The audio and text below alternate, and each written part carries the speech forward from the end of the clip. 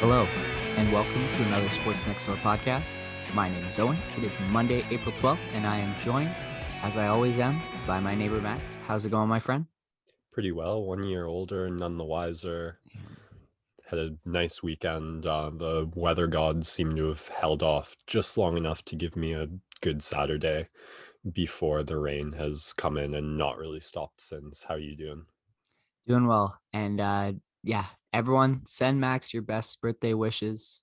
Celebrated on Saturday. Another trip around the sun, and it's I guess your second COVID birthday, so that I don't know if there had been anything new, because last year I'm sure there wasn't much to do, but I don't know about this year. We're in the third wave now, so feels They've similar. actually both been celebrated with day drinking and poutine. So. Nice. That's the way to go, right? Yeah, man, there was this funny moment Saturday where I was out having Caesars around noon with my dad, and your parents were out in their backyard with you on the call, and you Yeah. started talking about some of this trade deadline stuff. I had the strangest feeling. You talk about hockey and not being a part of it. Yeah.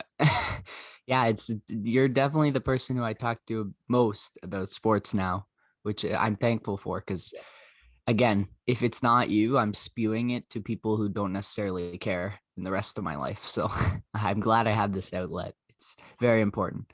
And you bring up trades, you bring up the NHL. That is going to be our main focus today. It is currently 8:30 a.m. right now on Monday. We will talk about what has gone down in the NHL so far, and then I believe we will try and stitch in our instant reactions to the trade deadline right around noon as it's ending, if anything else big happens there. So we'll do a bit of time traveling on this podcast. Should be exciting. We'll also have some combat corner.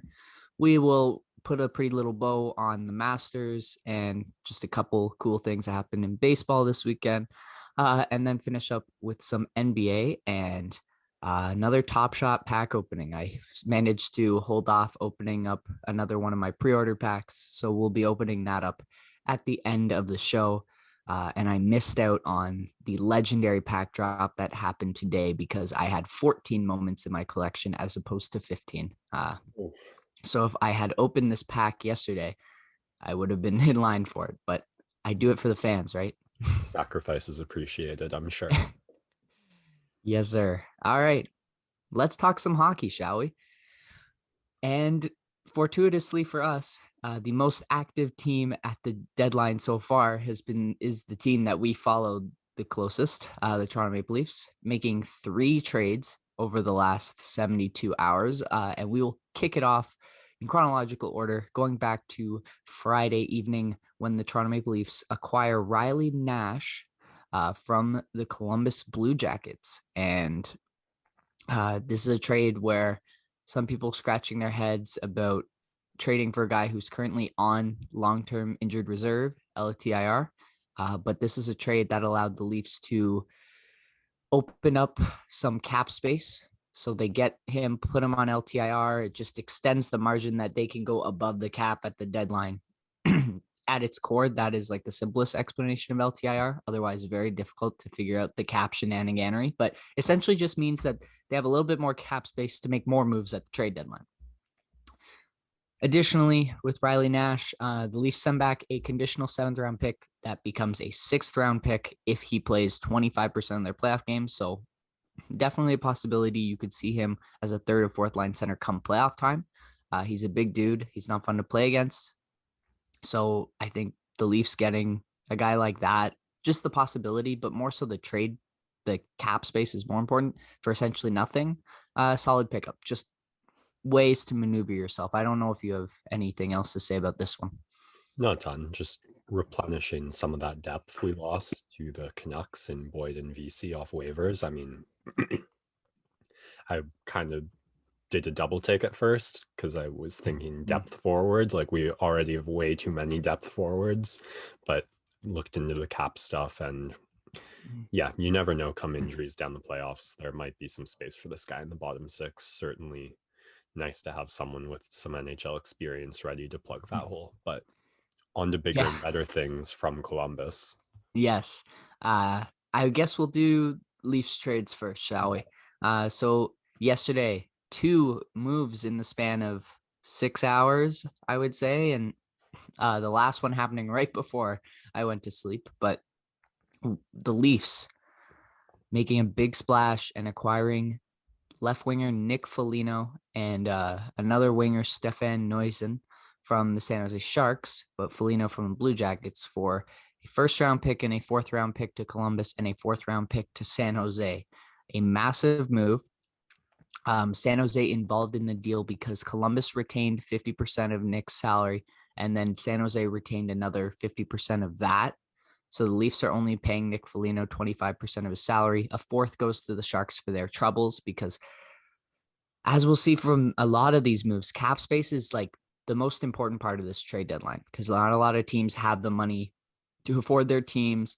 They don't want to make moves where you're paying the full salary of guys unless they're really getting something back. And that played a huge factor in this. But we'll talk about what the Leafs get. Nick Foligno and Stefan Noesen, who probably won't crack the lineup, even though he is an NHL caliber player. Just talking about depth forwards, we have plenty. Always nice if a guy gets injured, we have someone we can plug in. But the big piece, Nick Foligno,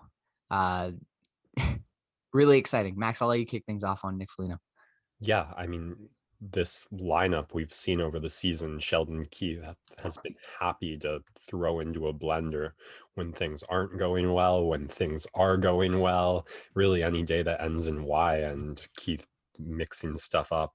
So I have no idea where Foligno is going to fit in this lineup. You can really see him playing on any line, and he's the kind of guy you can really see excelling on any line, you can never really have enough like grit, goal scoring, toughness, and that's essentially what Nick Foligno brings with veteran leadership. And these are the kind of moves you see teams making to try and make that playoff run. So we paid a fair amount in a first round pick, but this pretty straightforward sink or swim. I think if we make it to the second, third round, it pays off in reducing the value of that pick, and a huge step forward for this franchise. Yeah. If anyone is complaining about the price, first of all, this is the least scouted draft ever in the history of the NHL, it feels like, due to COVID and due to half the guys in like the OHL not even playing. Just a weird magic beans type year is the word phrase that I've seen going around. It's going to be a late first round pick. And if you are concerned about the Leafs giving up draft picks at a time where they have the chance to come out of this division, like the best chance in a really long time to be in the final four of the Stanley Cup playoffs, then you have bigger issues. Because this is an all-in, let's win now move. And no one will ever care about this pick if the Leafs make it to the third round of the playoffs. Like the Tampa Bay Lightning way overpaid for Barclay Goodrow and Blake Coleman last year at the deadline, and they won the Stanley Cup, and no one cares now, right? The price doesn't matter to me. They're all in. These picks mean nothing. We get tangible guys. We actually don't lose any prospects either, which is huge because these are guys that we have evaluated and we know their potential. So rather keep on to the prospects than picks where you don't know who you could possibly be getting in the draft. And the other thing is where he slots in the lineup. I think I see him on the second line. I think Galchenyuk played with Matthews and Marner this most recent game because they wanted to see how he fit in on that line, and it was excellent. And so that basically allows them the breathing room to say, okay, we can put Galchenyuk up on the first line, and then essentially now we're looking to put Foligno on this second line as that perfect piece who provides that grit and skill beside Tavares and Nylander, because Foligno is, you hate to play against this guy. This is a guy that the Leafs have been missing since Kadri, and he is a MFer that you do not want to go up against. He's going to deck some guys. He's going to get under your skin. A guy that just is perfect for playoff hockey. Really excited to have him because he's also that, like, Zach Hyman is, he works hard, but then you sometimes miss the finishing power. Like a lot of his goals are empty netters, and perfect setups from Matthews, Marner's, or like rebounds, stuff like that. Nick Foligno's a guy who can score a little bit more on his own, which is what Tavares and Nylander, I think, need a little bit more than Matthews and Marner. I think it's just a perfect spot for him. They finally have figured out that left winger because they've had to rotate through Hyman, Simmons, Galchenyuk. So if he can slot in there, that's huge. And then you have Zach Hyman on the third line, which is every team's nightmare. And so, yeah, I love this move for the potential of him being an absolute pain in the ass to play against. He's another leader in the locker room. That's going to be like the fourth captain now that the Leafs have added to their like depth with Spezza, Thornton, and I guess Tavares is a former captain. So just a lot of leadership. And then everything that you've heard about this guy, Nick Foligno, is just he's the nicest guy. And people love playing with him. And my girlfriend grew up in Ottawa. Nick Foligno's wife was a school teacher at her school. Everyone loved their family. I'm sure everyone has kind of a story of how they know the Folignos, but they're excellent and really excited to have them a part of this Leafs run. And hopefully he can have some big moments. And I think he has it in him too, because we just saw last year playing against Columbus in that 5-game series. Hate playing against him, but you love it when he's on your team. And so welcome aboard, Nick. Really, really exciting stuff. Yeah, I think you said it all there. Other than I'm really not certain he'll be a mainstay on that second line at all. I mean, I think Kerfoot and Galchenyuk have been the two most successful players that Keith has slotted alongside Tavares and Nylander. And I kind of see Foligno as a later stage evolution of those two players, like what they might turn into when they get into his age. So maybe there's something there. But I can see him dropping down to play with like Engvall, Mikheyev. I can see Keith saying, fuck it, trying him on the first line. I really have no idea where he's going to be. I guess what you're saying about Magic Beans on that draft pick I feel like it reduces the value of the early picks, like the top 5, but it almost raises the value of the late picks. Just, I feel like there's a slightly higher chance of getting lucky on those Magic Beans. So I'm not one, again, you're right. If we go deep, even if Foligno doesn't make an impact, I don't really care. But I'm a little less certain than you that this is like a guaranteed winner trade. I am going to have an eye on what he brings to this team, especially come playoffs. The regular season you can wash if he does nothing, but come playoffs. And that's, I guess, we had questions at all 3 positions. We were wondering about that top 6 forward, which Foligno's certainly going to get a chance to fill. Yeah. We're wondering about that goaltender depth, which has been addressed. So it seems like for now, at least, the defense is the only part that's been left alone, as the Leafs have acquired David Riddick from Calgary for a 2022 third-round pick. And again, seems like a little bit of an overpay, but at this deadline, it's a big buyer's market. And lots of teams looking to move off guys and lots of teams looking at the same guys. The thing that I forgot to mention about Foligno is that apparently the other teams in on him were Colorado, Las Vegas, and Washington. And when you have 3 other really smart teams like that in on a guy, you're probably looking at a pretty decent player. But yeah, the David Riddick trade, a guy who stonewalled the Leafs in the past. Now we're hoping he'll be a stonewall for us. Big save, Dave. Great depth. Again, feels a little bit like an overpay, but what I've been reading is that there is potential there that you could possibly re-sign this guy, because if Freddie is gone after this year, then a Campbell-Riddick tandem isn't the worst to kind of fall back on. It's also much lower against your salary cap, which is huge for the Leafs. So a guy that you bring in, another guy who all I've heard is incredible things. Everyone loves this guy. And he's fantastic. So it also seemed like Kyle Dubas was looking for some character guys to add to the locker room. Everyone loves Big Save Dave, and he comes in. He'll be that third goalie, maybe second if the injury is worse than we predict, which also is a big part of this. But excited just to have more goaltending depth. This is the best goaltending depth the Leafs have had in forever. So yeah, just happy to have another solid guy in the back end. Yeah, it comes around. Anderson also being added to long-term injured reserve. I'm not sure quite the protocol on that, like how long he has to be on their minimum to make that happen. But the way Campbell's season's gone, you can't help but worry. And especially when you go all in on a guy like Foligno, you give up a first, then to have like a move like that ruined because Campbell gets injured and you're stuck running Hutchinson in net would Yeah. be such a disaster. So you've got to have some insurance for the season once you go all in. And that's what David Riddick is. He was the Yeah. subject of my nightmares for a long 119 minutes in that stretch. So hopefully he can give us some of that. And I can breathe a little easier knowing he's right now probably the number 2 guy behind Campbell ahead of Hutch. I did also hear, I think Keith say like Anderson will be back before the playoffs. So Yeah.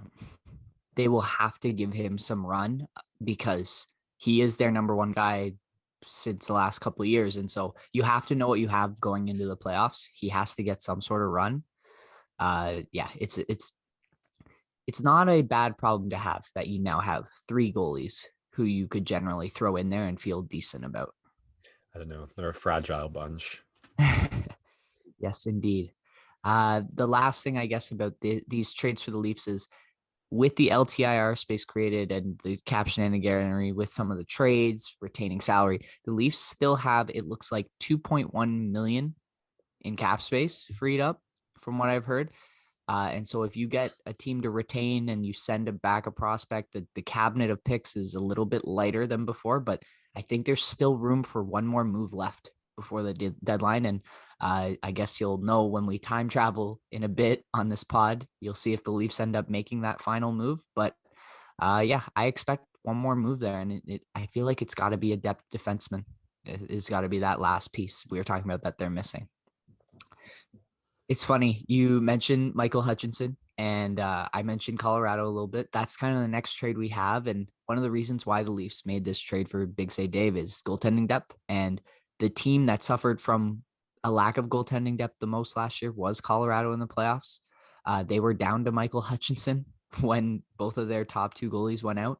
And so they go and they trade for Devin Dubnyk. And this was a move that happened earlier on Saturday. And is a move that adds more goaltending depth behind Francouz and behind Grubauer, and is a guy that, again, not your first choice to be in the net, but has proven to be solid in previous years and is an NHL caliber goaltender. And so just another kind of safety net for the Avalanche if, again, the terrible luck that happened last year happens again in the playoffs for them.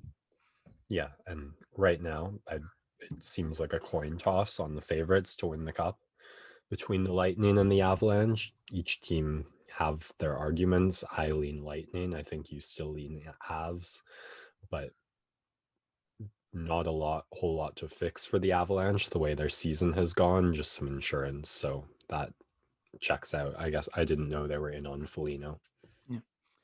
We will skip this the Panthers trade because I want to get to the Sabres last because I have some things to say about Buffalo. Okay. So we'll move on to another trade on Saturday. The Tampa Bay Lightning, defending Stanley Cup champions, have acquired David Savard from the Columbus Blue Jackets. Tampa Bay gives up a first rounder and a third rounder to Columbus, and they send a fourth rounder to Detroit. Similar situation as the Leafs trade. I think Columbus retains salary, and then Detroit retains a little bit of salary. And so they get a pick for their trouble. And Tampa Bay gets a solid top 4, top 6 D. He's a big body. He's not fun to play against, as the Leafs saw in that play-in games last year. He was at the top of a lot of people's lists in terms of the quality defenseman. He's right-handed, right? And so that's huge for a lot of teams. And of course, it had to be the Lightning that somehow managed to finagle their way in and get this guy. It's a huge ad for them. And just, yeah, all the teams are loading up, right? And we'll get to another contender, but yeah, this is a big move for the Lightning, and I don't have much more to say about it except that I know that Savard is going to be really solid for them. Yeah, like I said, my favorite's to win the cup again, going in just based on the information we have and solid pickups. So it's gonna be fun playoff hockey all around. But there were questions about this trade deadline, like how much movement there would be and what the willingness to pay up big for a playoff run with uncertain revenue ahead. But those questions have been answered, and GMs have shown themselves willing, and that dovetails obviously off plenty of vaccine success in the US, especially. So, I mean, Florida, we will be looking at full stadiums probably. So, that another part of this trade deadline, we are seeing plenty of activity, especially from contenders. Yep. A team, not necessarily everyone's top contender, but on the bubble, it was the Montreal Canadiens. They acquired John Merrill from the Detroit Red Wings. Again, this is more of a minor move. Merrill will be a top 4D for Montreal. He is solid. He has averaged 20 minutes of ice time a game with the Detroit Red Wings. He's not necessarily a huge point getter, and the Habs only give up minor league forward Hayden Verbeek and a 5th-round pick. So a small, more minor transaction, but still something to steady as they waived Victor Mete the other day right before the waiver deadline. So a replacement for him, and Merrill's just a little bit more solid at that back end as the Canadians try and figure out what their defense situation is going to be going into this stretch run. Not much more to say about that move, but a move nonetheless. Yeah, a couple big ones left to get to. Yeah.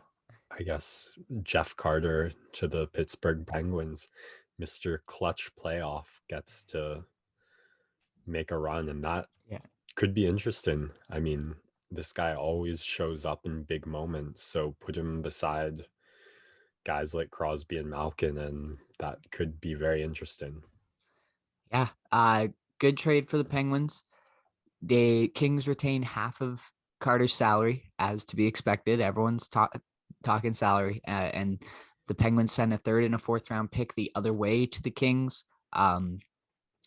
Again, it feels light for me, but again, Jeff Carter now is 36. He's not the young Jeff Carter that we know, who won a gold medal in 2014 with Sidney Crosby, who had those great playoff runs alongside Mr. Game 7 Justin Williams and Dustin Penner, and that gritty LA Kings team that won those 2 Stanley Cups. But yeah, he's still a solid player. He will most likely slot in as your 3rd center behind Malkin and Crosby when Malkin gets healthy, which is a pretty great proposition for the Penguins.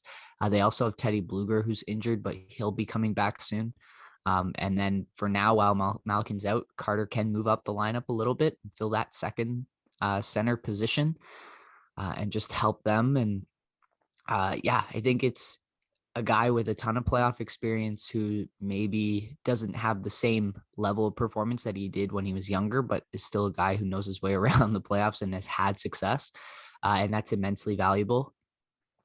Maybe they try putting him beside Crosby for a bit of time, or beside Malkin for a bit of time, just as a guy who can finish a lot of what those two can do on the ice. And I think it's a solid move, and they don't give up a ton. Again, no prospects. You give up draft picks in a more unknown draft class. So a solid move for them, and a bigger name, I think, than the actual impact will be because of his previous success, but still a notable move for the Penguins.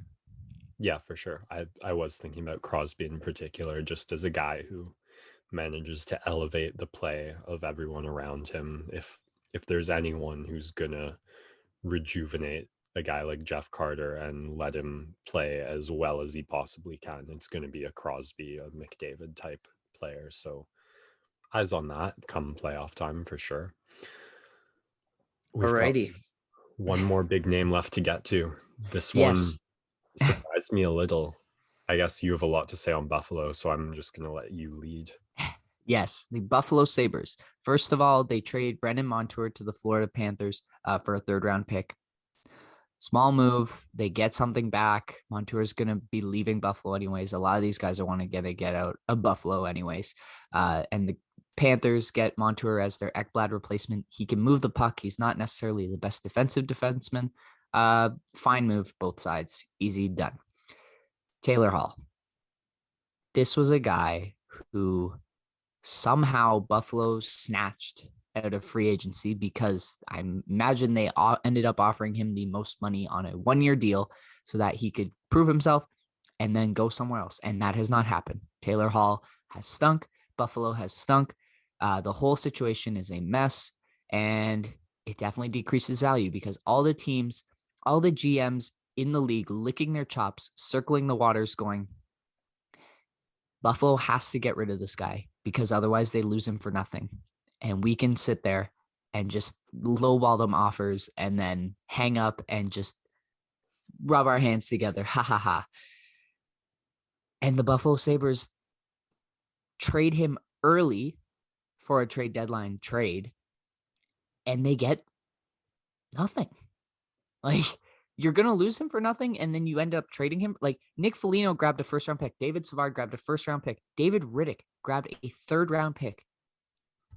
And the Buffalo Sabres, for Taylor Hall, a Hart Trophy winner, get a second-round pick and prospect Anders Bjork from the Boston Bruins, by the way, who, of course, got Taylor Hall because that's just great. The Sabres also give up Curtis Lazar, who is a depth forward, which, again, not the biggest move, but how are you giving up more for getting nothing? And I don't know what is going on there. Like, the GM is probably answering the phone going, oh, this is the first team that wants Taylor Hall. That's great. They're probably giving me the best offer. Here you go, Taylor Hall. Like, you can actually not trade someone. That is a thing. We saw the Raptors do it where they were looking for a certain amount of value and they didn't get it. So they said, no, we're going to keep Kyle Lowry because we would rather send the message than get a pile of crap for our best player. Because now teams in the league are looking at Buffalo, already a circus, but they're now looking at Buffalo going, well, we can just offer them anything and get all of their players. And we don't have to take them seriously. If I'm Buffalo there, I am waiting until the deadline, see if that price goes up as much as it can. And then if it doesn't, at this point, there's nothing worse than what is happening in Buffalo. So then why would you trade Taylor Hall for nothing? Or you just keep him and you still get nothing anyways, but then at least you send message to the GMs that's like, we have set this value, you have to hit that. And so it's a total, like, they just completely caved.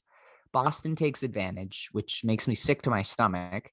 And yeah, I have no idea what is going on in Buffalo. I feel so sorry for Sabres fans, but it's just atrocious, that move and what they ended up getting. And they traded him early. Again, they traded him early. They could have waited and someone would have outbid, because people want Taylor Hall. Even though they know Buffalo will lose him for nothing, people still want Taylor Hall because another team like Boston could come and steal him from you. So they will still pay more because it's a bidding war. I'm done. I don't know if you have any more thoughts. Yeah, you pretty well said it all. I was a bit of the hesitancy, reticence I talked about on the Foligno trade was, man, I might have rather given up a first-round pick for Hall than Foligno. I'm not sure. Obviously, the cap situation of both is different. And yeah, I completely agree. I think the one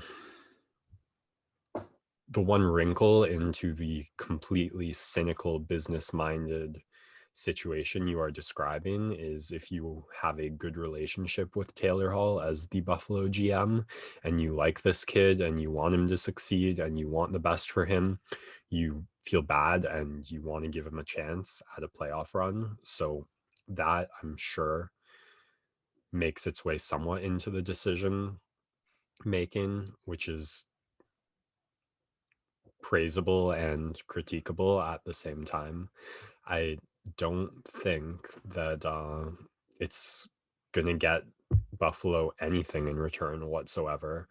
And it will be interesting if this team's trajectory continues where it's at to see what kind of trade bullying goes on around prospects like Reinhardt and Eichel. Reinhardt, especially in my mind, because I think it's a little more under the radar to move him. But there's going to be like some carry-on vulture trade offers because this franchise is just stuck in the mud and has no real hope going forward. I am also, if you named all the teams in the league and asked which ones do I least want to see Taylor Hall on, I think the Bruins would probably be in the top 5. That division is getting real interesting with the Islanders and the Capitals starting to run away at the top 2, battling for the first spot. And you've got the oh my gosh, you've got the Penguins and the Bruins now battling in the top 2, with the Flyers looking to maybe come back, but it's not very optimistic there in Philadelphia. So interesting to see that both the Penguins and the Bruins have made a splash for a goal scoring forward, and we'll have a little to compare notes on down the stretch and how that works out. Yeah. So now that I guess wraps up the trading portion of the hockey segment. Again, we will time travel after this segment is done to around 12:15 p.m. Eastern Standard Time when the trade deadline is, or I don't actually know exactly when it is. So maybe we'll time travel even later in the day, but we'll try and get some closer to the deadline reactions to see if any more moves come through. But for now, we will move on to a little bit of the game action over the weekend. Some takeaways: the Leafs beating the Senators 6-5 in a game where, like, if it's against the Senators, it's never a normal game, it seems like, this season. Also, a thing that I saw was, if you are a team looking to beat the Leafs in the playoffs, trade for Ottawa Senators players, because they seem to just produce at a much higher level against Toronto than anyone else. The Winnipeg Jets taking out the Habs in dominant fashion, and the Calgary Flames taking out the Oilers in dominant fashion. As you said, Max, we have a bunch of Flames and Habs games lined up over the next 2 weeks, which will have huge implications for who finishes 4th in the North Division. Yeah, this is what I have my eye on mostly over the next 2 weeks, especially this week. I think they play 3 games in the next week. There's at least a back-to-back. And this is Calgary just moved Riddick, which does signal where they're at and what they're thinking about their chances on this season. You don't move your number 2 goalie when you're gearing up to make one last playoff push. But you never know. That can also spark the guys and get them a little determined, a little bit of a chip on their shoulder.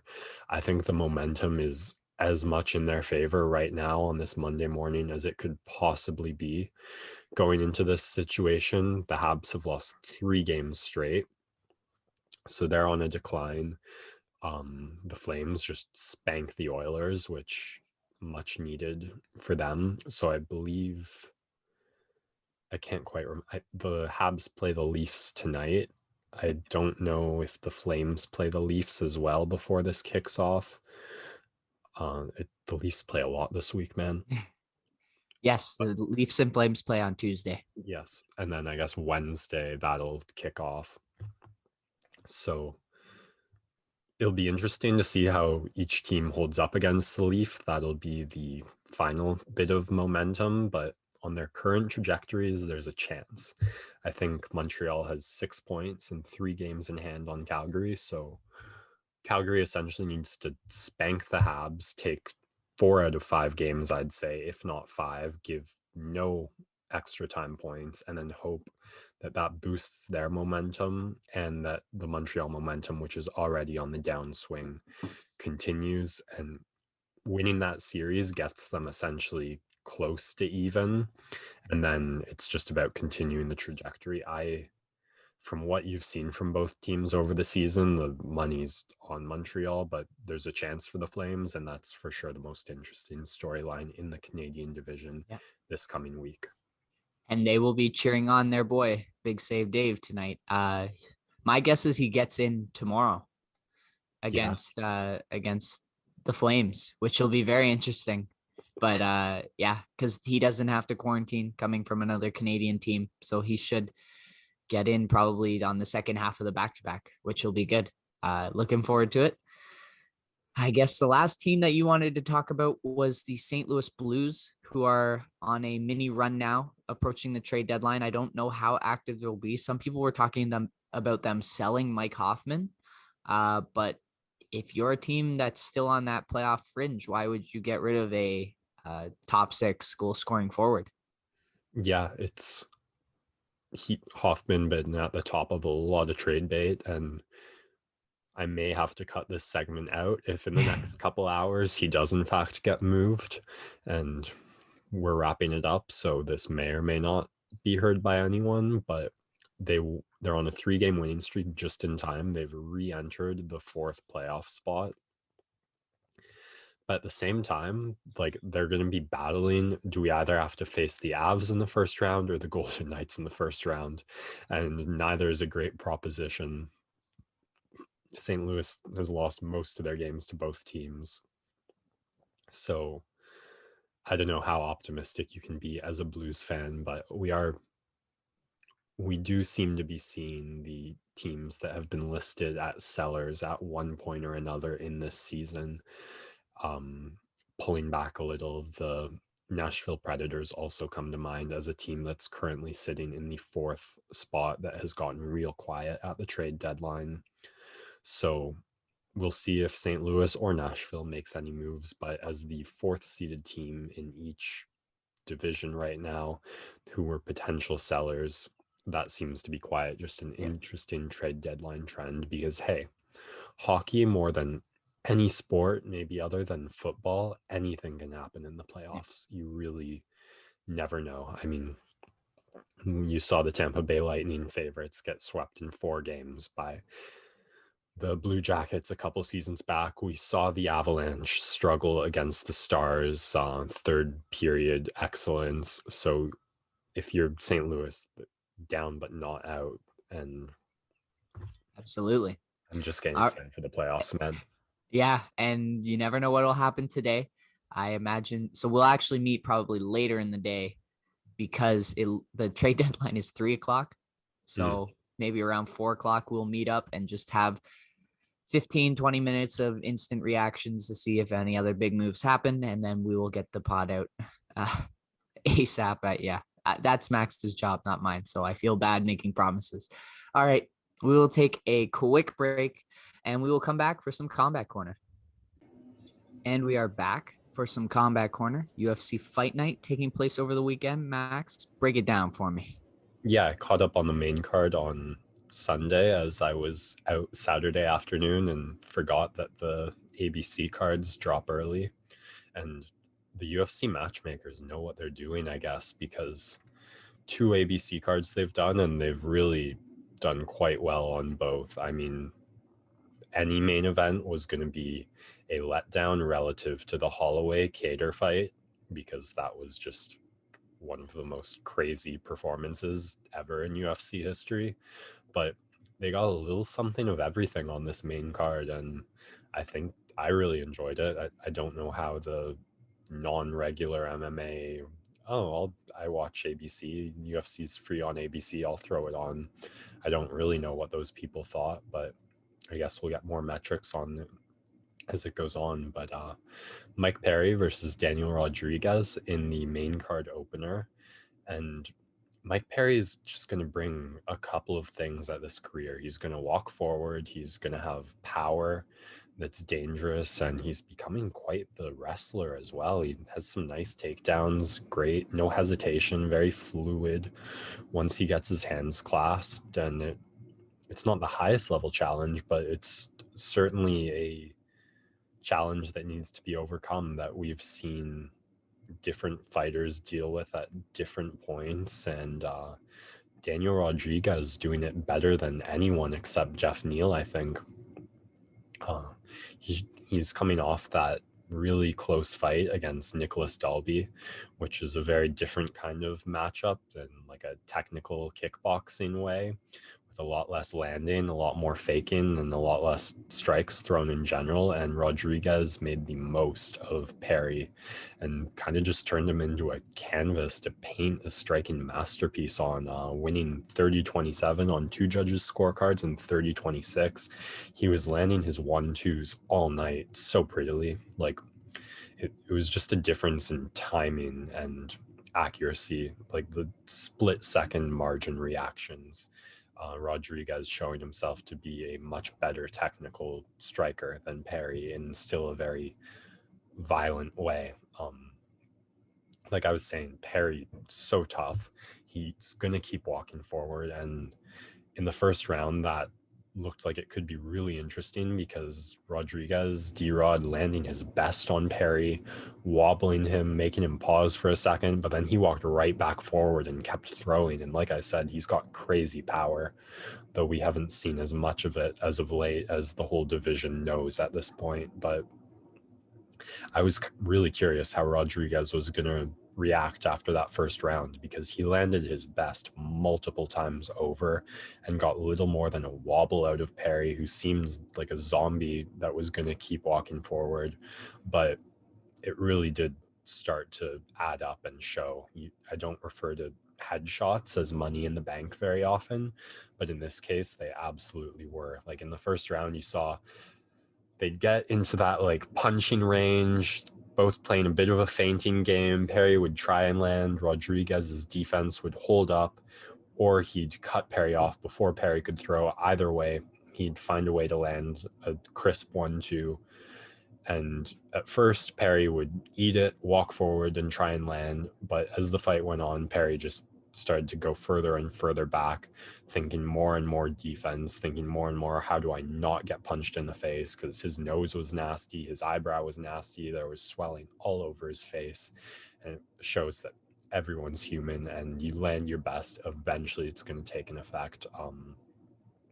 The other thing was I loved the judging, because I really thought the first round would go to Perry, and he had like a minute and a half of not very damage heavy grapple control, and the first round was the closest striking round, even though I do think D-Rod took it.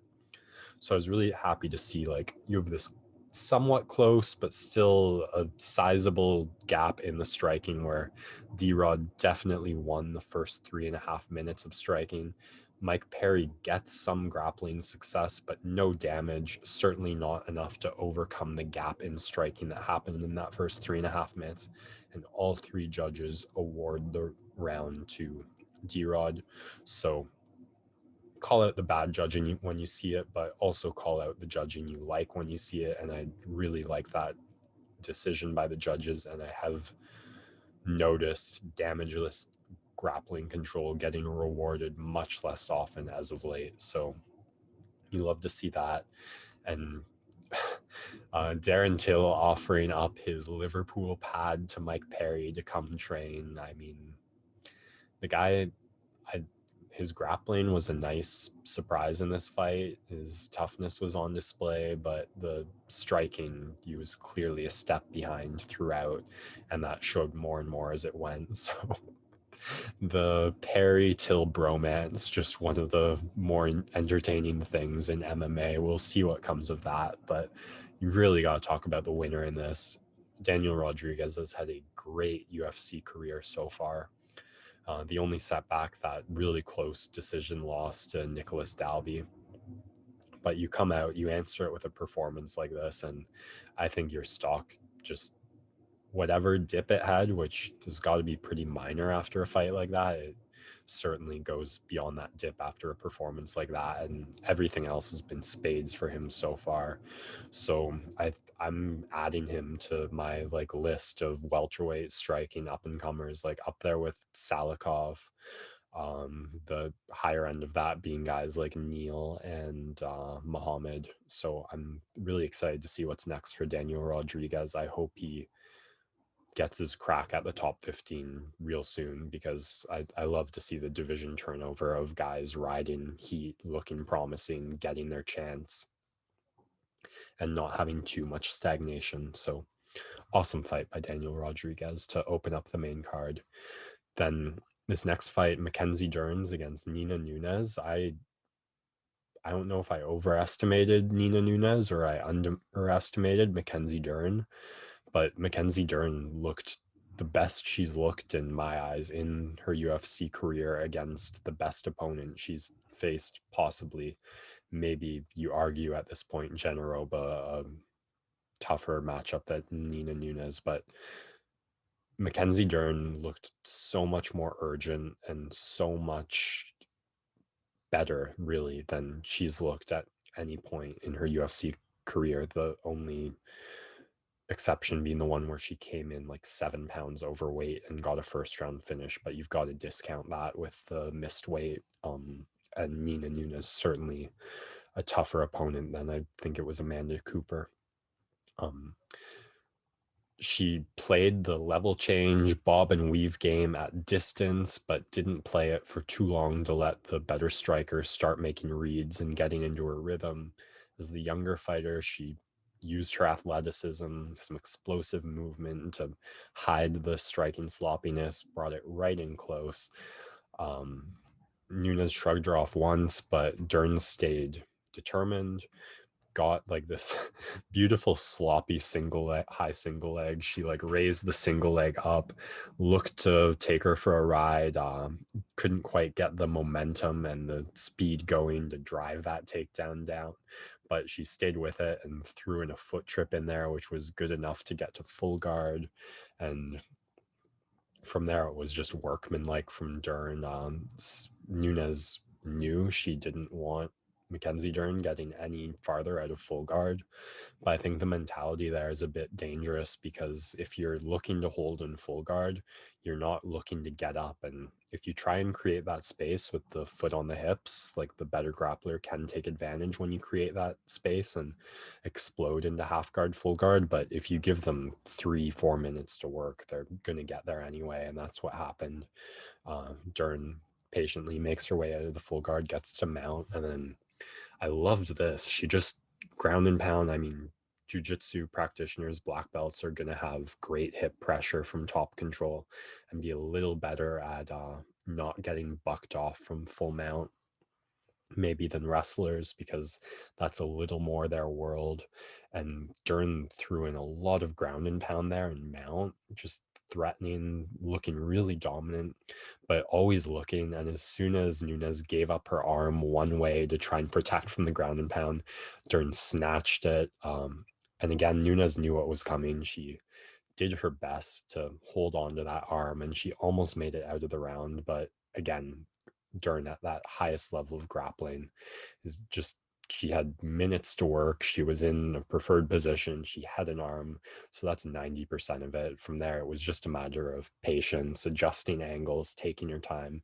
She didn't sit back too early and snatched the arm bar with like 5-10 seconds left in the round. So I loved everything from Mackenzie Dern. I loved the urgency to make this a grappling fight. I loved the takedown she showed. I loved the ground and pound to set up that arm bar. I talk all the time about using striking to set up the takedowns and vice versa, and how those mix together. We saw some nice wrestling and jiu-jitsu synergy by Dern in this performance. So Mackenzie Dern beats the 5th-ranked strawweight in the world and has had a great run since her loss to Amanda Ribas, going 3-0 in 2020 and a win here in April, early to start.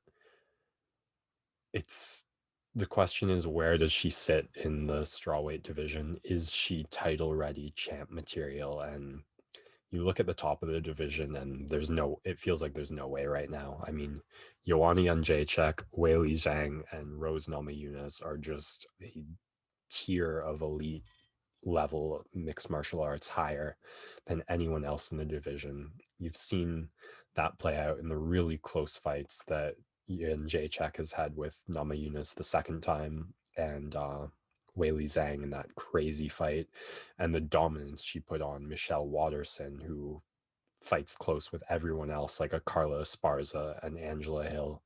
So Dern looking like she can beat any of those girls, Carla Esparza, Angela Hill, Michelle Watterson. But I mean, those three just have such high level striking, such good either offensive or defensive grappling. I don't see Dern as having the striking to stand with them, and she's not some sort of Tatiana Suarez dominant wrestler where you feel super confident about her getting it to the ground. Obviously, if she is full mount on any of these girls, that's an incredibly dangerous and position for them and optimistic for Dern, but they'd have to like slip and fall and then close their eyes for 3 seconds for that to happen, because I don't see Dern hitting a takedown on any of them. So more work ahead for Mackenzie Dern. I think she's got to sit in this position she's in, defend it a little before challenging her way up. Working with Jason Perillo, a great striking coach, so that part of her game is only going to get better. I did love the takedown she hit, but she's just got to drill that a couple more 1,000 times, get in some reps against. I know Angela Hill is going to fight Amanda Ribas. I love that. Carla Esparza fighting a Chinese prospect whose name I can't remember. That second fight, the Esparza one, I'd love to see Dern fight the winner of. I think just more time at the top of the division to develop the striking and continue to improve the wrestling to best cement her jiu-jitsu. But she fought Saturday like a fighter who knew jiu-jitsu was her strength and optimized it the best I've seen her do in the mixed martial arts realm. So great job by Mackenzie Dern. Then this next fight, Julian Marquez, Sam Alvey. I was kind of surprised to see the UFC give Sam Alvey a main card slot on a free card broadcast to millions of people, because you know almost certainly what he's going to do, and it's often not too exciting. He wants to back up against the cage, bring the strike count to as few as possible, where if it stays low, he's got a chance to win on points, and he always has that knockout power.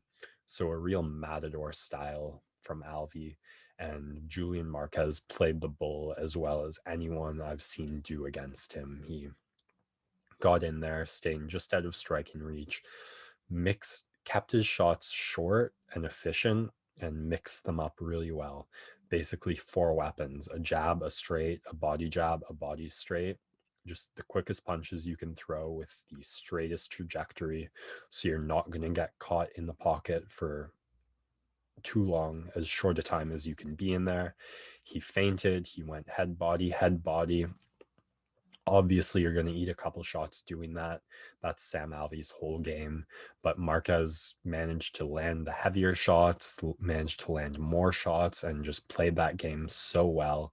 Started to draw out Alvey, I think frustrating him, landing more than he's used to getting landed on. The feints also working. When Sam Alvey starts to come forward and swing a little, one of those straights really lands, and that's when Marquez mixes it up and goes to like a longer combo, more than just 2 shots, and a hook, a little more damaging shot, really staggers Alvey and just shows ferocious finishing instincts. Punches around the ear area, a hot topic in mixed martial arts right now.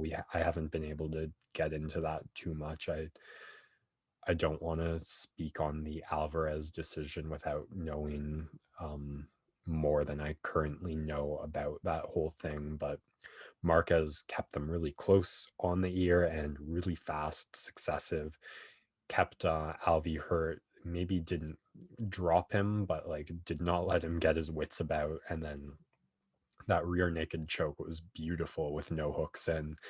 I think Alvey was ready to tap right at the last second, but he didn't have long because he went unconscious real quick. You don't see a ton of chokes from that position, which speaks both to the squeeze strength of Marquez, but also just the recognition in that kind of transition, because normally fighters are shooting right back up to their feet when their back's given, and maybe you see a backpack taken, but Marquez knew in that transition right when to pounce, and he did, and It was a great performance by him, calling out like all the star-studded players on the Kansas City Chiefs and getting a response. So this guy knows what he's doing with his post-fight call-outs. So fun performance from Marquez. It's great to see him come back from injury and made it as entertaining as you can against Sam Alvey. Then this next fight was maybe even more exciting than the main event. You had two really highly rated featherweight prospects going at it in Arnold Allen and Sadiq Youssef. Sadiq Youssef has just looked so dangerous against everyone he's fought with his power. I mean, his arms look like the arms of a welterweight, not a featherweight. You saw in like the Andre Fili fight how dangerous even his jab is in terms of the power it punches, and Arnold Allen did as effective a job and more so than anyone's done against Youssef. He mixed it up so well. I mean, this guy's such a talented mixed martial artist. Definitely was taking the skill advantage into this fight. I loved his footwork. He was mixing the diagonal angles in with the straight angles and making Youssef chase. He set up a takedown early in that first round where he had Youssef on a string following him diagonally, and he just got to step down, and Youssef created the takedown angle for him. But also a super talented striker is Allen, and he's had that advantage against most people he's fought. And by mixing it up on Youssef, he managed to maintain that striking advantage. He dropped him in the first two rounds in different ways. First, he frames him off with the right hand. You don't see that too often. He just like shoved him off, and then as Youssef like stepped in, Allen had the left straight waiting for him.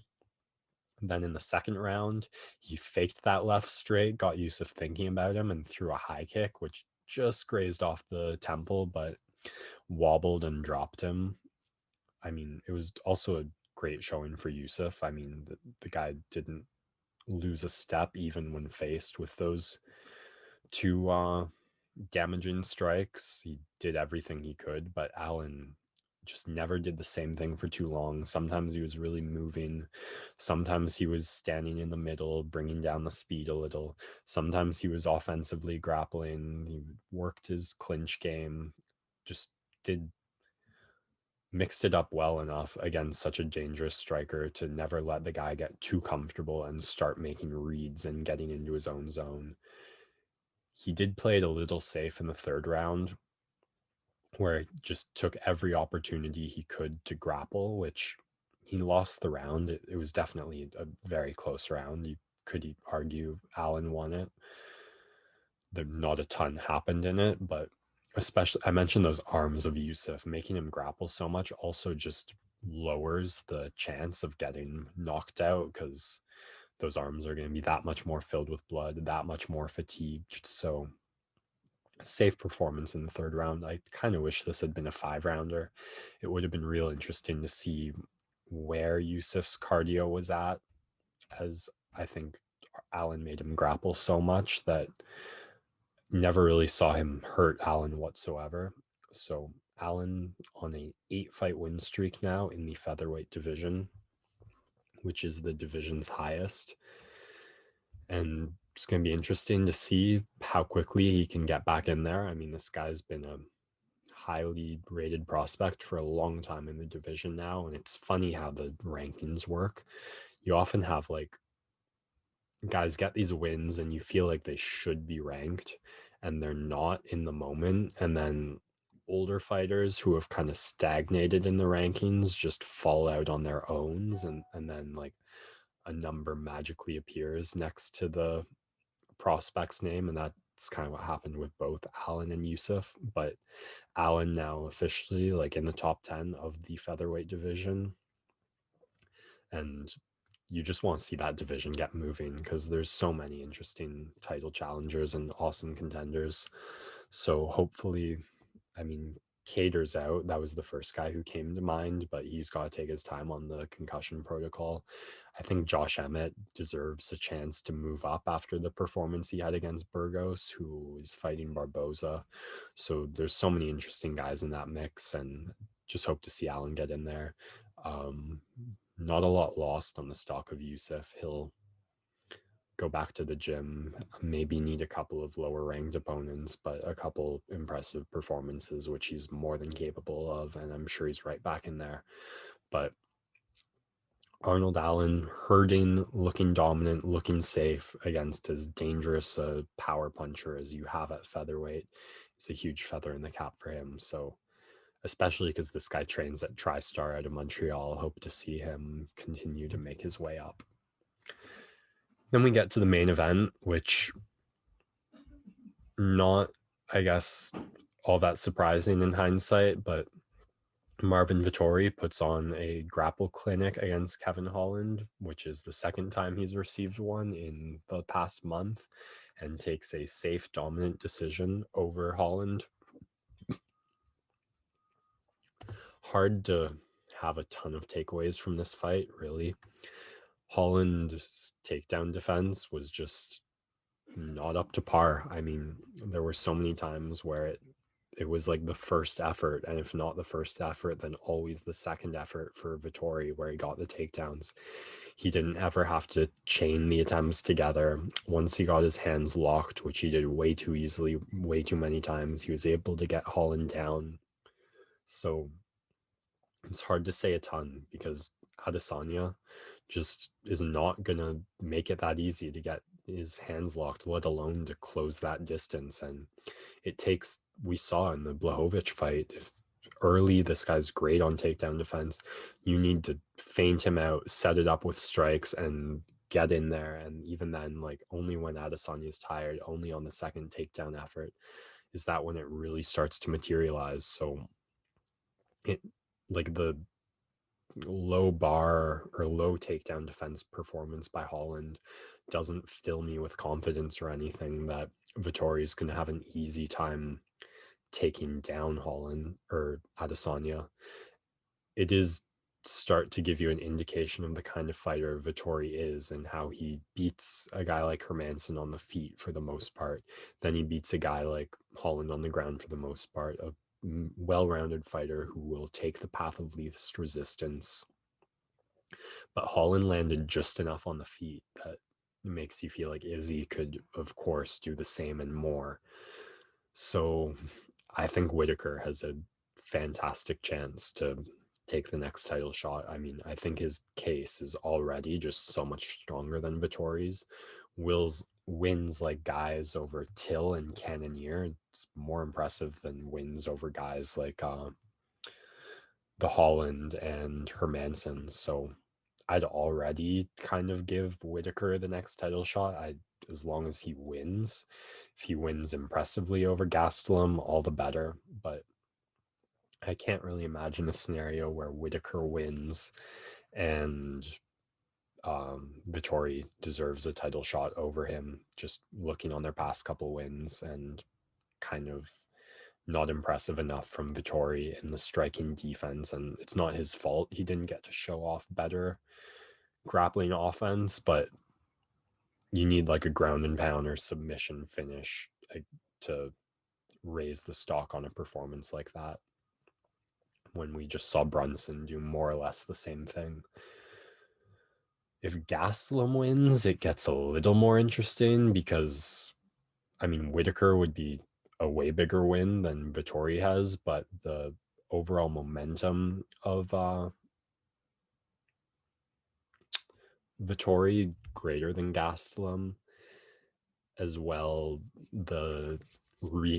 The rematch, I think, is more interesting from Vettori's perspective than Gastelum in terms of time frame and in terms of, I mean, Izzy was 30 seconds away from putting away Gastelum in that fight. But both have strong cases, so it really a steady stay performance on the stock of Vettori. It doesn't rise, it doesn't drop, and that's where it's at. So we're going to have to see what happens next weekend to say who deserves the next title shot the most. I think it'll be Whitaker. And as one other note, Kevin Holland posted something funny on his Instagram. Someone saying like, man, get this guy to Dagestan, and just posts a photo of a plane, like, see y'all in 9 weeks. So that's the other thing I wanted to say. You look at Kevin Holland's UFC career thus far. He enters the middleweight division, gets his experience against, I don't want to be rude, but the kind of journeyman level. After he gets a bit of experience there, he shows a ton of dominance in the striking with that fabulous 2020 he had. And we might be seeing the same thing. He's cracked the top 10 now, so he's gotten his experience there. Now he's got to go back, make improvements, and they're pretty basic fundamental improvements, which is discouraging. And like, how does he not already do these things on the takedown defense? But encouraging, and like, man, if he does them, could this guy just that easily be like a top 5 contender? So be very interesting to see what's next for Kevin Holland. Then the other thing I wanted to tell you about is the McGregor Poirier trilogy is starting to get a little more interesting just off of Twitter beef and drama. I mean, these two, Conor McGregor has been putting out this like gentlemanly atmosphere. It worked for him fine in the Cerrone fight. Didn't change anything up going into this Poirier fight. Maybe a bit of PR, mature rehabilitation, but it seems like that might be over. He said something about no more Mr. Nice Guy after the fight. He did, and Dustin Poirier, I don't know if it was a call out, but just like a public note I said mentions like, hey, you promised you were gonna donate some money to my charity organization. We haven't received that check. McGregor says something like it's a donation, not a debt, and you guys haven't followed through to the level that we expect charities to do before we make a donation. It seems like a bit of a no more Mr. Nice Guy. Like, he's able to stay humble in victory and do that sort of thing, but not so humble and classy in defeat and hoping to get in Poirier's head a little. I think the next press conference is going to be a lot more interesting, a lot more tense than the last one, bringing back to the McGregor of old. So I'd keep an eye on how that press conference goes. I mean, McGregor's never lost 2 in a row. I really can't imagine. He always finds excuses. He always finds ways to write off guys' performances. Like he says, like Poirier says, I'm going to meet you in the middle, July 10th. McGregor's like, well, you went on the back foot last time and shot for a takedown in the first 30 seconds, but we'll see what you do. As if that's not like just a good way to fight, especially against a guy like McGregor who is going to walk forward and throw really heavy, as if like the only way to beat McGregor is to do the same thing as him and beat him, as if using different fight tactics to weaken the opponent's strength and then get him where you want him isn't just really excellent fighting. So we'll see, but I'm starting to circle the date on that first press conference because I think we're going to see a little more trash talk, a little more of an effort to get under the opponent's skin. But the Diamond is such an aptly suited nickname for the career Dustin Poirier's had. He's just faced such a murderer's row of guys, especially in recent years at the top level. I mean, you main event that fight against Max Holloway. You main event against Khabib in his home country. He's taken on McGregor now. So I really, you've got to put him up there in terms of mental toughness with the guys who have been unfazed by McGregor in Diaz and Khabib. So I would be shocked if it works or does anything. I think Poirier was ready for the trash talk last time. I think he'll be ready for it this time, but this fight is starting to get intriguing. All right, that's going to wrap up this Combat Corner. We'll be back Friday to preview the Whitaker Gastelum card. All right, 3 days since our last pod, so that's what, 70 baseball games played over that span. Tell me about the weekend. Yeah, of course. I just want to talk about a couple of the cool things that happened in baseball over the weekend and a couple of controversial things. The first of which being San Diego native Joe Musgrove throws the first no-hitter in San Diego Padres history. Very happy for him. Shout out to Joe Musgrove. And Not the historical moment you would expect from a Padres team that is built on hitting home runs. So congrats to the pitcher on the other side of the mound for the Padres, and that's a pretty special moment that he'll never forget. Another really awesome thing that happened this weekend: Trey Mancini of the Baltimore Orioles had his battle with colon cancer, and he beat it, and he comes back and he hits his first home run since beating the cancer. Really, really cool moment. Very similar to like an Oscar Lindblom situation for the Philadelphia Flyers. And so I just wanted to shout out Trey. That's another great thing that happened. And then I wanted to move into a bit of controversy. Last night, the Philadelphia Phillies and Atlanta Braves tied at 6, a sacrifice fly, ball thrown to the plate. Travis d'Arnaud applies the tag to the runner Alec Baum, who is declared safe at home plate. Upon review, looking at the replays, it seems as though Mr. Baum's never touched any part of home plate and was definitely tagged. And after further review, the umpires still deem him safe based on the fact that there was no, I guess, what are the words they do? Indisputable evidence or no evidence to overturn. And it's just another moment in baseball where they continue to get things wrong, and is a greater theme for many sports where more and more replay is being added into these games and not necessarily coming out with the right result. Of course, we've had the offside conundrum in hockey and how they've tried to make adjustments to it. And of course, the NBA reviews take forever now. It's like every time a ball goes out of bounds or there's some sort of block charge, or if they spend 5-10 minutes and then come back and make a call, and it really doesn't have too much of an impact on the overall game.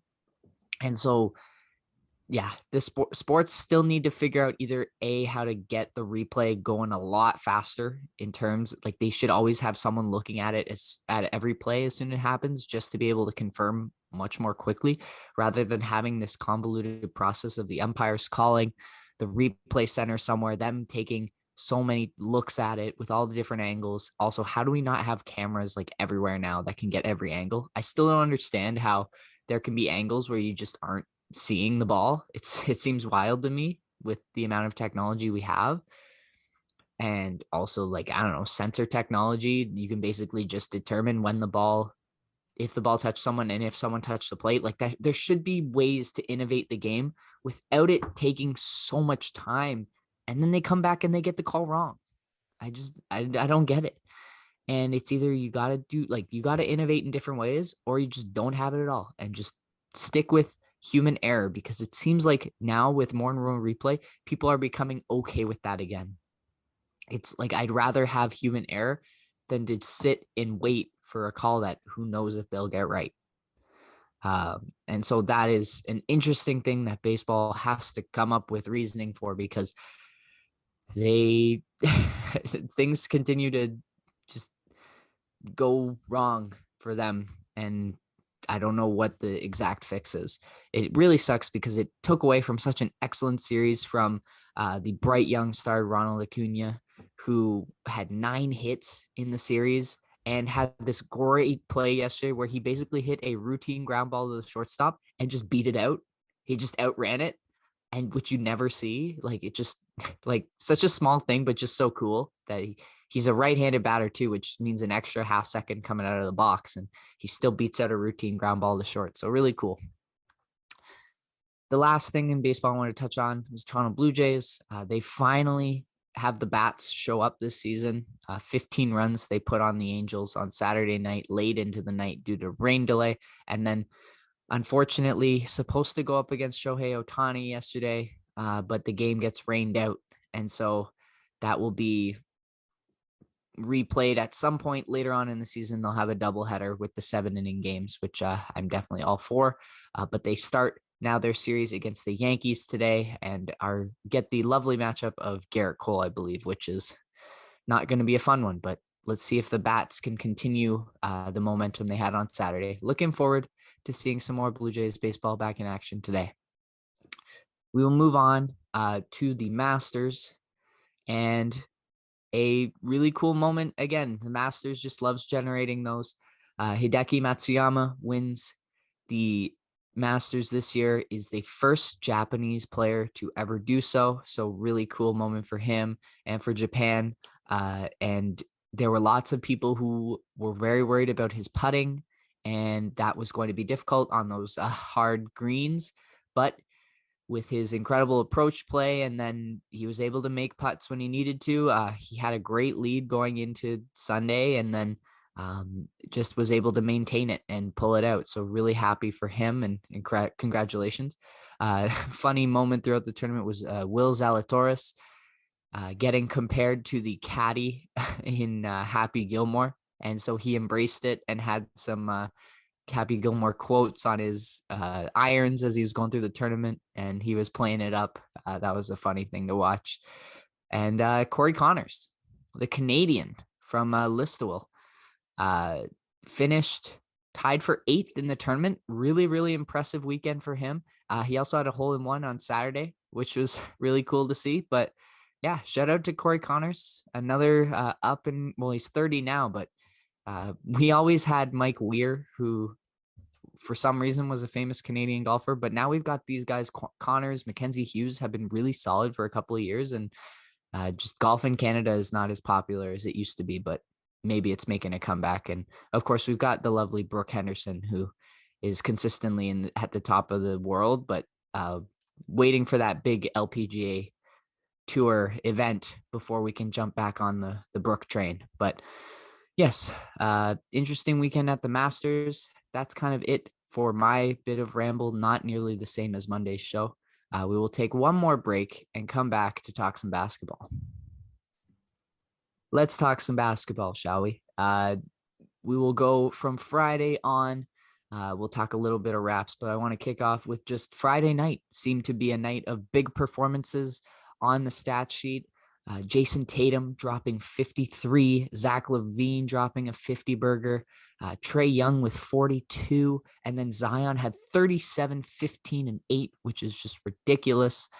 He has, I don't even know, I can't even say he's been turning it up, because he's just been a wrecking monster all year. And the Pelicans are finally one game within the Warriors for that last play-in game.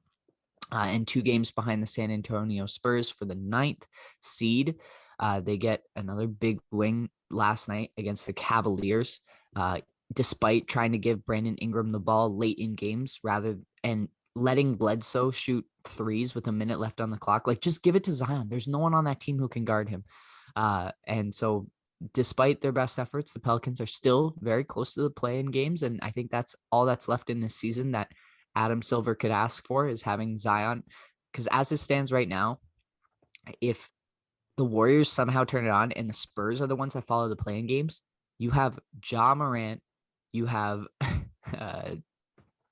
Zion Williamson, you have Steph Curry, and then you have Luka Doncic as your like 4 stars to promote in the play-in games.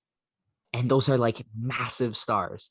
So if you're the NBA there, you're kind of hoping that the Spurs slide out, because DeRozan, love him. Obviously, we love him, but is not the same level of star in the national media as those other guys. And so that's what the NBA is probably hoping for in those play-in games.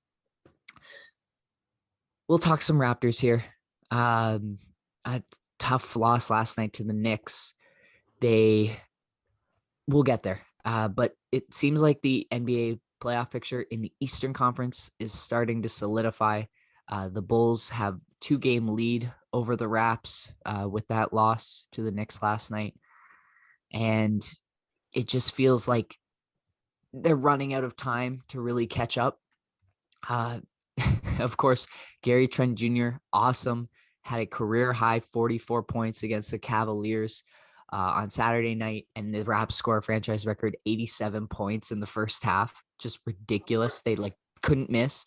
And Gary Trent himself went 17 for 19 from the field in the game, and like a lot of those shots were difficult, hand in the face, step backs, like tough shots that he just was making, which is like awesome to see, because it really shows you the ceiling that he has as a player. Like Raptors fans cannot get enough of this guy already. Um, we love Norm, but Gary Trent just, it seems like he has an even greater degree of difficulty shot making ability. Lots of Knicks fans last night were getting frustrated when he was making some big shots down the stretch, and some great defense played by the Knicks. They're really, really aggressive late in those games, like really smothering physical defense, which will be interesting come playoff time. And Trent was able to make quite a few tough shots. And Malachi Flynn has really been playing well these last couple of games. His defense primarily, he's got really active hands, like I was saying, similar for Van Vliet. He gets in those lanes and knocks balls loose, and he had 20 points and 11 assists against the Cavaliers on Saturday, and less than that last night against the Knicks, but is a kid who's still getting his reps. Kyle Lowry is finally back, so a little bit of pressure taken off of him, but he really, in this fourth quarter yesterday, led the team. And that's kind of where I want to start in this Knicks game is the beginning of the fourth quarter. The Raptors bench had scored 14 points in that fourth quarter and were beating the Knicks starters. And finally, the Knicks had to take a timeout, but like Watanabe hit a three, Malachi hit two big shots, and kicked it out to Rodney Hood for a 3-pointer. It was just great work and kind of a mishmash of guys who hadn't necessarily played together. You had Hood coming from the Blazers trade, Malachi Flynn coming from the G League, hadn't played a ton with the Raps. Freddie Gillespie, who's on a 10-day contract, who's been showing some great energy for the Raptors and some good screen setting. And then, of course, the newly added Khem Birch, who came in last night and started with a bricked baby hook and some bricked free throws, but in the end got his rhythm a little bit. Him and Kyle developed a little bit of chemistry. He had a layup on the roll and the pick and roll. He's a guy who plays solid defense, and it doesn't necessarily show up on the stat sheet, but he knows when to help, and he can definitely be someone who dissuades opponents around the rim. And so already you see, like, Aaron Baines didn't play at all last night. Nick Nurse already loving what he's seeing from Khem Birch, which means we're going to see a lot more of him going forward. Should be interesting to see. I wonder if that means Freddie Gillespie stays, if Khem Birch provides a lot of the same thing that he provides. Even though I love the energy Gillespie was giving, it just seems like he has zero offensive production unless he's getting the ball right at the rim. And then after all this excitement about the bench, and a lot of people were all like, this is the bench that we've been waiting for. This is Raptors basketball.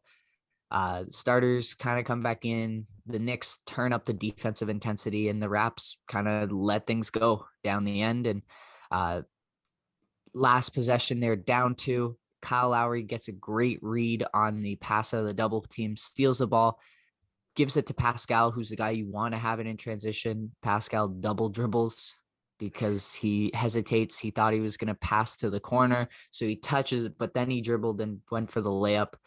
Just really tough one for Pascal. Feels like he sold that game. He was 5 of 18 from the field. Really, really struggled all night against Julius Randle. And just, you can see this whole season has just been taxing for him. You were hoping he'd get a fresh start after the rough playoffs he had, but just it's continued to compound for him. And really, like, the Raptors need to get out of this season, avoid any major injuries, and really just get a reset, especially for Pascal. And we'll see what he can come back with next year, but because he's such a huge part of this team and he still can play solid defense. He had some great defensive moments last night. He also had some terrible defensive moments last night, giving up a backdoor cut to Randall with like a minute and a half left for a dunk, and leaving RJ Barrett for kind of the dagger 3-pointer late in the game. So yeah, things show up a lot more when you're losing. And Pascal, I don't know what it needs to be, but he needs to figure things out, because right now it's been really tough for him. And I don't know where the Raptors go from here. They're still only 2 games out of that 10th seed. It's still very attainable, but they're running out of time. And this Bulls team, in theory, has a higher ceiling now with the Vucevic trade. So what are you chasing at this point? The opportunity to run into this Knicks team, and even if you get through them, just to get slapped by the Brooklyn Nets, like, Yeah, I don't see what the end is for the Raps. Just look for getting these guys more looks. Get Ken Birch more looks. Maybe he re-signs in the offseason. Get Bembry more looks because he's been playing well for them recently. Get Malachi more looks so he can improve, and maybe take the minutes off your core a little bit because they play a ton of minutes all the time. Fred, Kyle consistently lead the league in minutes. OG and Pascal are up there too. So let's turn it down a little bit, let them ride it out, see what happens in the draft, and come back next year fresh at home in Toronto. All right. Max, you were telling me before pod started you watched this game yesterday, Sunday afternoon. The Denver Nuggets, who were on a 7-game winning streak or 8-game winning streak, pardon me, fall to the Boston Celtics. And you had some takeaways from this game that you wanted to bring to the table. Yeah, I mean, eyes on Denver Nuggets after what you were saying Friday about them and what was going well. And Jokic, just always such a fun player to watch. So, not a lot going on Sunday afternoon. I thought I'd throw it on. And that's what I thought I was seeing early in that third quarter. Jokic really picked it up and had some magical passing plays as per the standard by him at this point, I guess. And the Denver coach feeling pretty comfortable with that third quarter wrapping up, like something around a minute 30 left. They're up by double digits, decides to give Jokic a little break before they close, and runs the bench. And the Celtics had Kemba Walker and Jaylen Brown out there against the Nuggets bench and really made them pay in that mismatch. Went on a 9-0 run to close out that last minute something in the third quarter.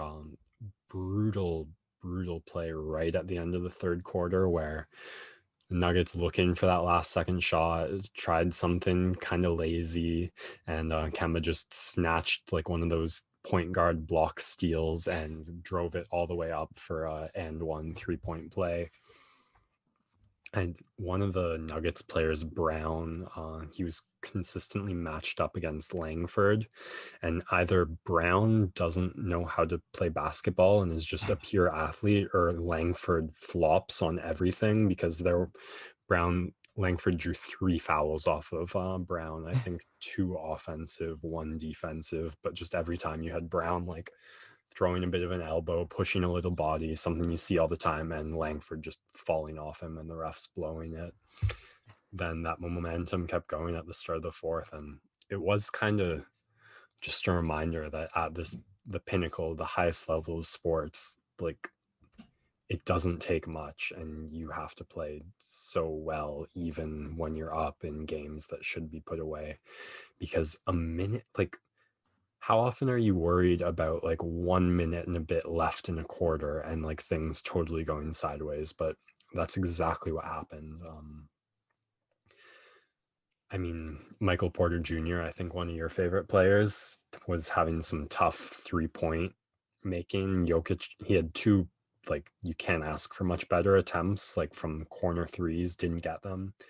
And then some poor decision making when the Nuggets starters do come back in. I think they were already down at that point, but like Porter Jr., who was something like 1 for 6, 1 for 7 at that point, tried like a in transition 180 like step back deep 3, which was just kind of, what are you doing? Like, time and place for those shots, especially when you're not making threes. And Jokic, that passing magic just dissipated, and Celtics kicked it into a slightly higher gear on defense, a little aggression. You don't call it a forecheck, I don't know what you call it. And saw Jokic pick up another triple double, but it was kind of just it ended up being a 31-3 run by the Celtics to close out a double-digit deficit and take their own, which, I mean, it's just one game, but I was thinking about what you're saying about like the depth of the Nuggets being a weakness. Maybe not something we see come playoff time, but interesting way to see the winning streak snapped. Yeah, you see it though. Like it's huge when they didn't have Jamal Murray. As soon Yes. as he's not in that game, where is your clutch shot making coming from? Jokic usually is a great shot creator. the Boston Celtics figured out a way to really get in his head and were really blitzing him whenever he caught the ball in the post. And yeah, he had difficulty creating Well, good shots in that game. they matched Tatum up on him in the Mm-hmm. fourth quarter, and in the third quarter it had been Williams, Yeah. who Jokic wasn't having a great night making shots. Like he was able. I mean, 7 foot. Those are you're dropping the ball in the Yeah. basket basically anywhere within the paint. So when he was able to get close, like he had this hilarious floater attempt, he was able to draw some fouls at mid range and get his offense going that way. But Williams was biting on like every Yep. 3 point pump fake he put up, and Tatum just didn't bite. And there was one play that stood out where Tatum just at the mid range played like tough nose defense, and Jokic was just looking to like draw contact and get the foul call, and the refs didn't give it to him, and he gave up after that play. Really, I think he came off onto the bench like a minute or two after that. But I mean, you know how I feel about fouls and the NBA. So it was just, I mean, great defense from Tatum to kind of cinch it or close it on Jokic and take the only like clutch option the Nuggets had at that point away, I think. Yeah. And beyond this game, I would say this is big as a momentum builder for the Celtics because this is a tough Western Conference team that was in a groove, had a big lead. And this Celtics team has been consistently called mentally weak this season and a team that actually has struggled finding its identity.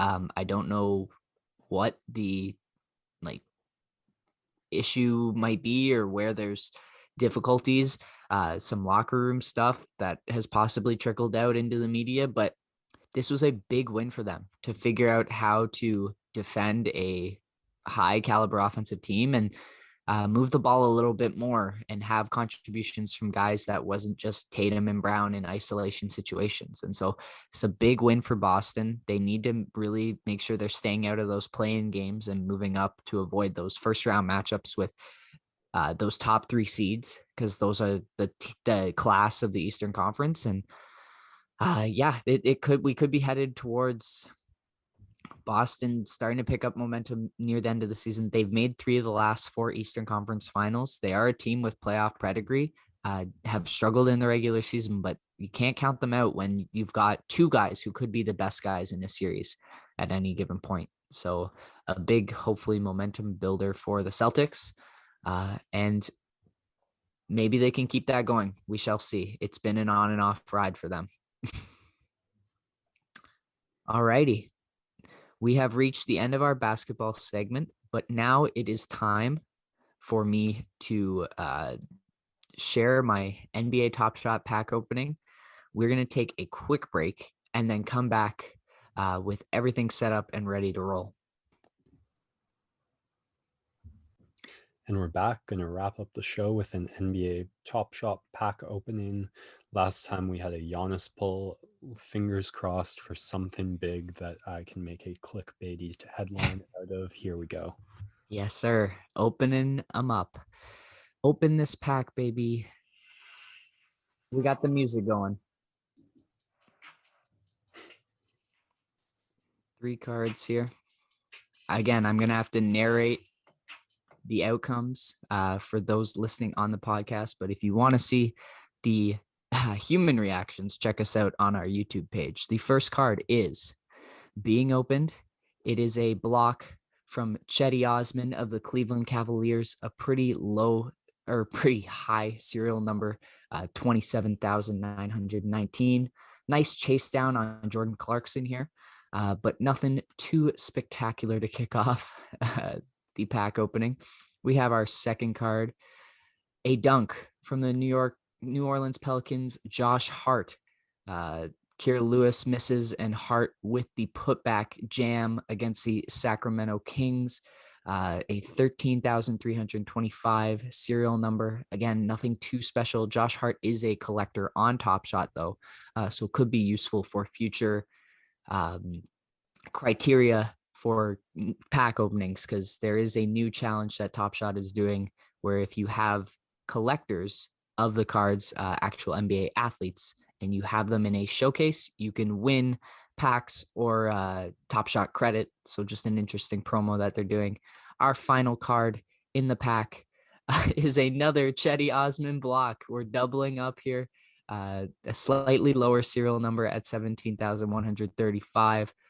The exact same play. Not the best pack opening, but again, $9 for me, entertainment for everyone else. Add it to the collection. I've now got 17 cards in the collection, and continuing to enjoy my time collecting these cards. And I hope you appreciated the pack opening as well. Nothing too exciting there, but always fun to open a couple packs. I know Max and I have been playing a lot of 2K My Team recently. I opened up a Galaxy Opal out of position Chris Webber yesterday, which is really, really cool. I sold my Grant Hill for a decent price, but now I want him back. Yeah. Man, I'm after watching Jokic, I'm like constantly looking at that Galaxy Opal one, but Yeah, he's very slow in the game. the Galaxy Opal one has good athleticism. Okay. Because I need my centers to have decent lateral quickness. Yeah, I've been loving Shaq as a center. Oh yeah, The he's pretty dominating. the pink diamond one is like, I think I got it for 13K or something on the market. Yeah, I got my pink diamond Vucevic, who's been great for me, but Yeah. might be time for an upgrade soon.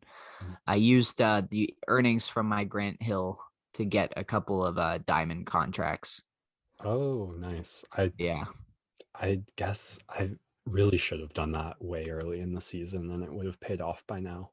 Yeah. I'm just constantly rotating through players. Okay. So like sometimes I'll look for players that already have the diamond contracts on the market, but Yeah.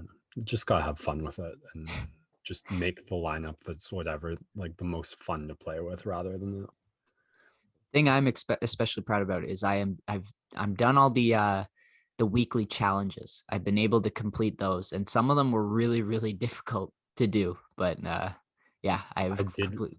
I run out of steam on that. Like there were 2 seasons where I got like into the mid 30s on the level, and Yeah.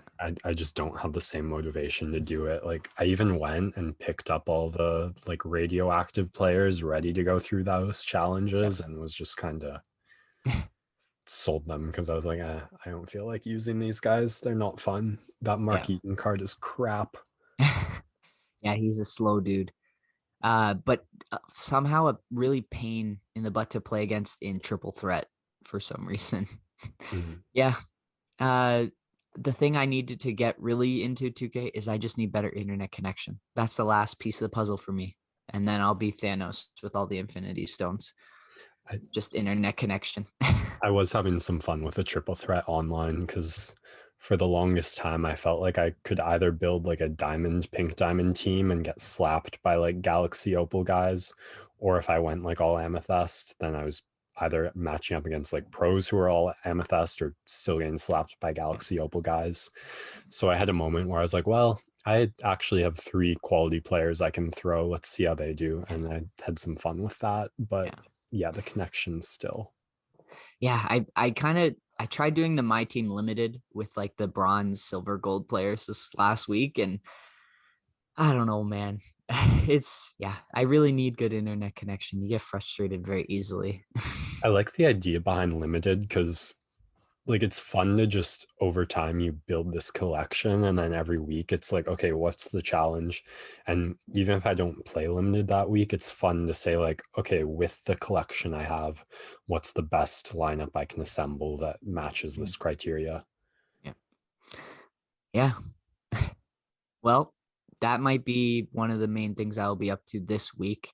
Uh, Finished classes last week, and I have a couple more projects and exams to wrap up, but getting very close to the end of my university uh, go at things. And uh, yeah, that is, yeah, good thing. All good things come to an end, including this podcast. And that's where we're at right now. I want to thank you, everyone, for listening. Continue to check out the YouTube channel if you want to see my uninspired reaction to the NBA Top Shot pack openings. We also might have some content later from the NHL trade deadline. If it is not in this time traveling podcast today and nothing major happens, then we might just release it separately on YouTube first. So stay alert for announcements on that. But if it is on this, hope you enjoyed it. It's hard to know now. It's very many hours in the future. Thanks again for listening. Max, I'll let you take it away. Time travel's a mind fuck, ain't it? Sports Next Door signing out.